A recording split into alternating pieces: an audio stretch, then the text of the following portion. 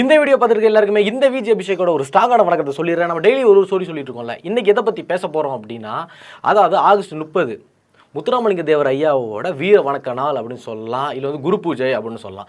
அது வந்து ரொம்பவே அமைதியாகவும் ரொம்பவே அடக்கமாகவும் போகும். ஆனால் இந்த வருஷம் நடந்த குரு பூஜையில் வந்து ஸ்ரீதர் வாண்டையார் அவர்கள் பண்ண ஒரு அடாவடினால அங்கே வந்து ஏகப்பட்ட பிரணயங்கள் வெடிச்சிச்சு அப்படின்னு சொல்லலாம். எதனால அந்த பிரச்சனை நடந்துச்சு அப்படின்ற கொஸ்டின் மார்க் எல்லாருக்குமே இருக்கும்.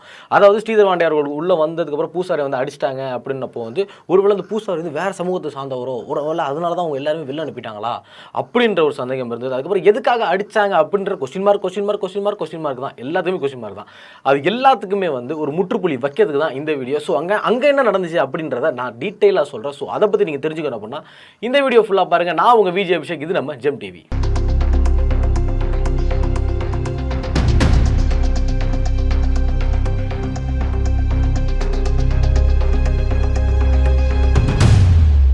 ஆகஸ்ட் 30 முத்துராமலிங்க தேவர் ஐயாவோட வீர வணக்க நாள், குரு பூஜை அப்படின்னு சொல்லலாம். முத்துராமலிங்க தேவர் ஐயா அவங்க வந்து பார்த்தோம் அப்படின்னா எல்லாருமே வந்து ஒரு ஜாதி தலைவர் அப்படின்னு சொல்லுவோம். ஆனால் அவர் ஜாதி தலைவர் கிடையாது, ஒரு தேசிய தலைவர். அது வந்து தேசியத்தை வந்து மொத்தமாக ஒரு மதிக்கக்கூடியவர், ஒரு ஆன்மீகத்தில் ஒரு சிறந்த ஒரு ஆன்மீகவாதி, ஒரு மிக சிறந்த ஒரு பேச்சாளர். அதுக்கப்புறம் பார்த்தோம் அப்படின்னா அந்த நிறம், அதுக்கப்புறம் வந்து அந்த எப்படி சொல்கிறேன்னா அரசியலுக்கு நிறமே கிடையாது அப்படின்னு சொல்ல ஒரு உன்னதமான மனிதன் அப்படின்னு சொல்லலாம். வந்து முத்துராமலிங்க தேவர் ஐயா வந்து பார்த்தோம் அப்படின்னா இது வரைக்கும் வள்ளலாரோட வழியை வந்து பின்பற்றிட்டு வந்தார் அப்படின்ற ஒரு செய்திகள் எல்லாமே இருக்குது. அதாவது வந்து ஃபுல்லாக வந்து எப்போவுமே பார்த்தோம் அப்படின்னா ஒயிட் அண்ட் ஒயிட்டில் தான் இருப்பாங்க. எந்த ஒரு கலருமே கிடையாது, இந்த காவி கலரோ. அதாவது இப்போ வந்து ஒரு சிலர் எல்லாருமே வந்து இவர் வந்து ஆன்மீகவாதி அப்படின்லாம் சொன்னாங்கல்ல. ஆன்மீகவாதி தான், ஆனால் வந்து ஒரு எப்படி சொல்கிறது அப்படின்னா இந்த ஒரு மதம் மட்டும் ஆன்மீகவாதி அப்படின்ற மாதிரி கிடையாது. அதாவது அவர் ஒரு ஆன்மீகவாதி, ஆனால் எல்லாமே பொது அப்படின்ற மாதிரி ஒரு சமத்துவத்தில் இருக்கிறவர். அதாவது பார்த்தோன்னா ஒரு காவி அந்த இதெல்லாம் யூஸ் பண்ணிக்க மாட்டார். ஃபுல் அண்ட் ஃபுல்லி ஒயிட்டில் தான், எப்போவுமே ஒயிட் அண்ட் ஒயிட்டில் தான் இருந்திருப்பார். அது மட்டும் இல்லாமல் ஒரு சிலர் வந்து இவங்க வந்து ஜாதி தலைவர் அப்படிலாம் சொல்லுவாங்க. அதாவது முத்துராமலிங்க தேவர் ஐயா வந்து பார்க்குறவங்க எல்லாருமே அனைத்து சாதியில் இருக்கிற எல்லாருமே தான் வந்து பார்ப்பாங்க. இந்த சமூகத்தில் உள்ளவங்க மட்டும்தான் வந்து பார்க்கணும் அப்படிலாம் கிடையாது. இது வந்து பார்த்தோம் அப்படின்னா 63வது குரு பூஜை, அதாவது அவரோட இறந்த நாளும் அதுக்கப்புறம் அவர் வந்து மறைந்த நாளும் 2 நாளுமே ஒரே நாள். இது மாதிரி யாருக்கு கிடைக்கும் அப்படின்றது தெரில. அதனாலே வந்து பார்த்தோம் அப்படின்னா ஏகப்பட்ட பேர் வந்து முத்துராமலிங்க தேவர் ஐயாவை பார்க்கறதுக்காக அந்த நாள் அன்னைக்கு வெளியூர்லேருந்து எல்லாருமே வண்டி கட்டிட்டு வந்துடுவாங்க அப்படின்னு சொல்லலாம். அன்னைக்கு வந்து பார்த்தோம்னா பசும்பொன்னே வந்து ஒரு மாதிரி திருவிழா மாதிரி இருக்கும். திருவிழானா நார்மல் திருவிழா கிடையாது, ஒரு மாதிரி அல்டிமேட் திருவிழாவாக இருக்கும். அது மட்டும் இல்லாமல் பார்த்தோம் அப்படின்னா உள்ளே வந்து அவருடைய உருவ சிலை இருக்கும். அதுக்கு வந்து வெளில வந்து தங்கத்தில் அந்த சிலை மேலே தங்கத்தில் வந்து வடிவமைச்சு வச்சுருப்பாங்க. அதாவது அந்த குரு பூஜை அப்போ மட்டும்தான் அந்த தங்கத்தை எடுத்து அவங்களை சாத்துவாங்க. அப்போ வந்து பார்த்தோம் அப்படின்னா ஒரு உண்மையான ஒரு கடவுளோட வெளிப்பாடை வந்து நமக்கு அதை பார்க்கலாம். அங்கே வந்து பார்த்தோம் அப்படின்னா எல்லாருமே கையெடுத்து கும்பிட்டு நம்ம வந்து ஒரு கடவுளை எப்படி பார்க்குறோமோ அந்த மாதிரி தான் வந்து முத்துராமலிங்க தேவர் ஐயா வந்து எல்லாருமே பார்ப்பாங்க இல்லையா. அப்படி வந்து அந்த இடத்துல இது வரைக்கும் பார்த்தோம் அப்படின்னா வெளியில் எந்த ஒரு சண்டை நடந்தாலும் இது வரைக்கும் உள்ளுக்குள்ளே வந்து எந்த ஒரு சண்டையுமே நடந்தது கிடையாது. ஆனால் இந்த முறை வந்து அதுக்கு வந்து ஒரு நேர்மாறாக நடந்துருச்சு அப்படின்னே சொல்லலாம். அதாவது மூவேந்தர் முன்னேற்ற கழகம் அப்படின்ற ஒரு கட்சி ஒன்று இருக்குது. அந்த கட்சியை வந்து பார்த்தோம் அப்படின்னா எதை சான்றது அப்படின்னா அதாவது முக்குளம் அப்படின்னு சொல்லுவாங்க. அதாவது தேவரில் வந்து அகமுடையார், கள்ளர், மறவர் அப்படின்னு சொல்லி முக்குளம் இருக்குது.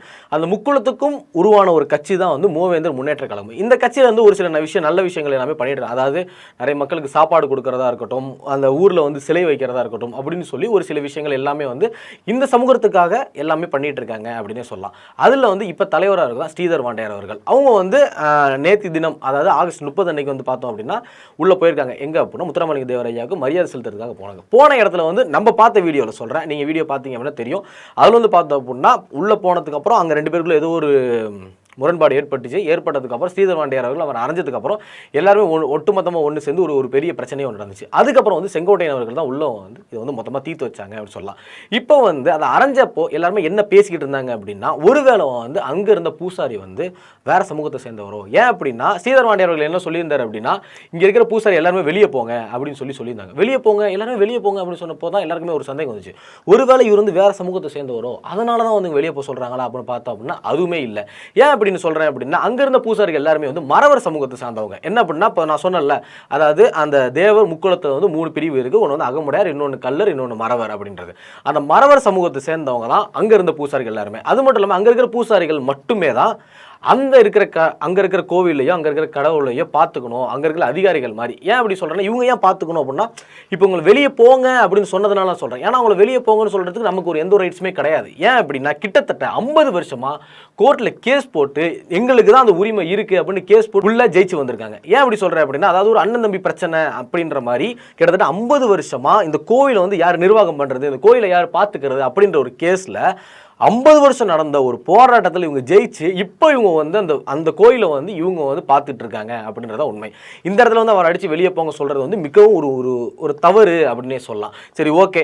இப்போ வந்து அவங்க அரைஞ்சதுக்கு வந்து அந்த சைடில் எந்த ஒரு சொல்லலை. இப்போ வந்து ஸ்ரீதர் வாண்டியார் சைட்லேருந்து என்ன வந்திருக்கு அப்படின்னு பார்த்தோம் அப்படின்னா, அவர்கள் சைட்லேருந்து என்ன சொல்கிறாங்கன்னா, இப்போ வந்து நாங்கள் உள்ளே போனதுக்கப்புறம் சீக்கிரம் நீங்கள் சீக்கிரம் போங்க போங்க போங்க விலங்கு அப்படின்னு சொன்னதாகவும், அதுக்கப்புறம் தகாத வார்த்தையில் பேசுனதாகவும், அதனால தான் அடித்தேன் அப்படின்ற மாதிரி இவங்க சைடு உள்ள தரப்பை கொண்டு வந்து வைக்கிறாங்க. ஆனாலும் அவர் தவறாக பேசியிருந்தது தப்பு தான். அவங்க வந்து உடனே வந்து ஐயா வந்து நம்ம வந்து கரெக்டாக கும்பிடுறதுக்கு முன்னாடி போங்க போங்க போங்கன்னு விரட்டினது தப்புன்னு தான் வச்சுக்குவோம். ஆனால் அந்த இடத்துல வந்து அடித்தது வந்து ஒரு பெரிய தப்பு அப்படின்னு சொல்லலாம். ஏன்னா இப்போ ஒரு தெய்வத்தை பார்க்க போகிறோம் அப்படின்னா, ஒரு கோயிலுக்கு போகிறோம் அப்படின்றப்போ அதுக்கு நிறைய ரூல்ஸ்லாம் வச்சுருப்போம். அதை செருப்பு போட்டு போகக்கூடாதுன்னு சொல்லுவாங்க, நான்வெஜ் சாப்பிட்டு போகக்கூடாதுன்னு சொல்லுவாங்க, அது கைலி கட்டிட்டு போகக்கூடாது, அதாவது லுங்கி கட்டிட்டு போகக்கூடாது அப்படின்னு சொல்லுவாங்க. அப்படின்னு ஏகப்பட்ட ரெஸ்ட்ரிக்ஷன்ஸ் இருக்குது.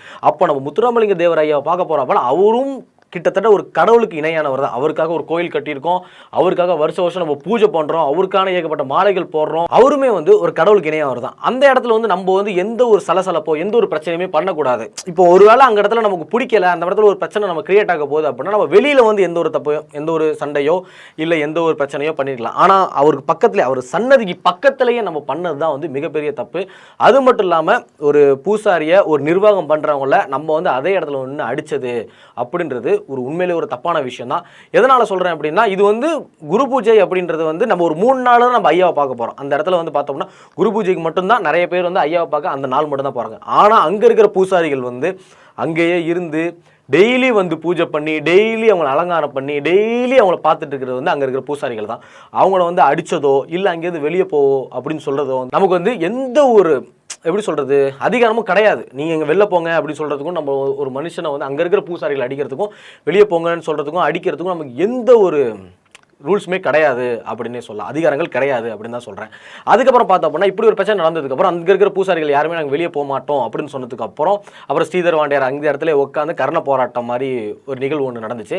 அதுக்கப்புறம் பார்த்தோம் அப்படின்னா டிடிவி தினகரன் அவர்களும் செங்கோட்டையினர்களும் உள்ளே வந்ததுக்கப்புறம் இது மாதிரி பண்ணாதீங்க வேணாம் அப்படின்னு சொல்லிட்டு அங்கே இருக்கிறவங்கள போக சொல்லுங்கள், அப்போ தான் நான் ஏந்திரிப்பேன், இல்லைனா ஏந்திரிக்க மாட்டேன் அப்படின்னு ஸ்ரீதர் வாண்டியார் வந்து அந்த இடத்துல உட்காந்து அடம் பிடிச்சிட்டு இருந்தப்போ, அதுக்கப்புறம் செங்கோட்டையன் அவர்கள் வந்து அங்கே இருக்கிற எல்லா பூசாரிகளிலும் கையெடுத்து கும்பிட்டு தயவு செஞ்சு வெளில போங்க, பிரச்சனை வந்து பெருசாகிடும் அப்படின்ற மாதிரி இந்த இடத்துல செங்கோட்டையன் அவர்கள் வந்து ஒரு ஹீரோவாக மாறிட்டாரு அப்படின்னு சொல்லலாம். டக்குனு உள்ள வந்து இது வந்து பெரிய பிரச்சனை ஆகாமல் வந்து நம்ம வந்து சார்ட் அவுட் பண்ணலாம், சீக்கிரமாக முடிச்சிடலாம் அப்படின்றதுனால இந்த பிரச்சனை வந்து சுமூகமாக முடிச்சிருக்காங்க. ஏன்னா இது வந்து ஒரு முக்கியமான நாள் அப்படின்றப்போ எல்லா மீடியாவும் எல்லா கட்சிக்காரங்களும் எல்லாருமே இதை பார்த்துட்டு இருப்பாங்க. அப்படின்றப்போ இது மாதிரி பண்ணது வந்து ஒரு கட்சியோட வந்து ஒரு எப்படி சொல்கிறதுனா அது அசிங்கமாக இருக்கிற மாதிரி தான் இருக்கும். ஏன்னா இவங்க ஒரு கட்சி நடத்திட்டு இருக்காங்க, ஒரு கட்சி தலைவராக இருக்காங்க அப்படின்றப்போ இந்த மாதிரி பண்ணோம் அப்படின்னா கண்டிப்பாக இமேஜ் வந்து டோட்டலாகவே டேமேஜ் ஆகும்.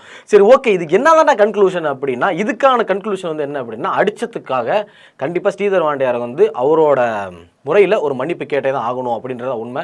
அது மட்டும் இல்லாமல் என்ன நடந்துச்சு அப்படின்ற ஒருவேளை உண்மையிலே அவர் அசிங்கமாக பேசியிருந்தாங்க அப்படின்னா, அந்த சன்னதியில் வந்து அசிங்கமாக பேசினது வந்து அவரோட தப்பு, யாராவது அந்த அசிங்கமாக பேசின அந்த பூசாரியோட தப்பு, அடித்தது இவரோட தப்பு அப்படின்றப்போ 2 பேருமே வந்து ஏதாவது ஒரு காணொலியில் வந்து என்ன நடந்துச்சு அப்படின்றத சொன்னால் மட்டுமே நம்ம எல்லாருக்குமே இருக்கும். ஆனால் இது வரைக்கும் நம்மக்கிட்ட வந்து இன்ஃபர்மேஷன் படி இதுதான் நடந்தது அப்படின்ற மாதிரி இன்ஃபர்மேஷன் தான் வந்திருக்கு. ஓகே, பொறுத்திருந்து பார்க்கலாம். அது மட்டும் இல்லாமல் என்ன சொல்கிறேன் அப்படின்னா, இந்த பூஜை வந்து ரொம்பவே சிறப்பாக நடந்தது, வெளியூர்லேருந்து நிறைய பேர் வந்திருந்தாங்க. ஆனால் இந்த பிரச்சனை வந்து ஒரு கலங்கத்தை ஏற்படுத்தி இருக்குமா அப்படின்னு நீங்க என்ன நினைக்கிறீங்களோ அதை மறக்காம கமெண்ட் செக்ஷன்ல கமெண்ட் பண்ணிட்டு போங்க.